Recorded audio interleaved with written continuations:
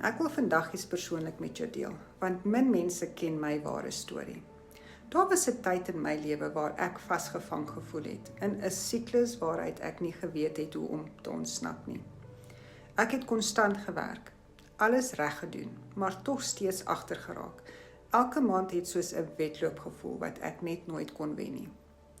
Kruideniersware het duurder geword, petrol bly styg, onverwagte rekeninge het my uit die bloute getref. En met elke nuwe uitgawe kon ek voel hoe die stres my bors stywer trek.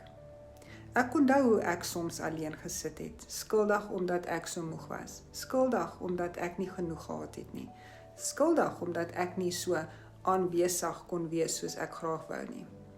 En miskien was die moeilikste deel om voor te gee ek is okay, voor te gee ek is sterk, en voor te gee dit raak my nie.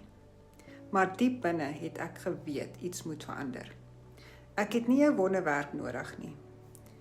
Ek het 'n pad nodig gehad, iets realisties, iets wat ek kon doen met min tyd en 0 energie oor aan die einde van die dag.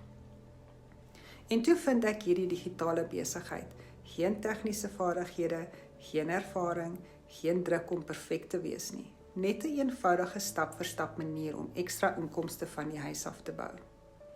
Vir die eerste keer in 'n lang tyd het ek weer hoop gevoel.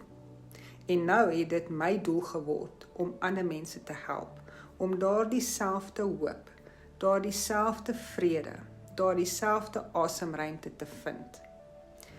So, as my storie soos joune klink en jy is moeg om alles alleen te dra, stuur vir my die woord info, ek wys jou presies hoe ek begin het en hoe jy ook kan begin vandag.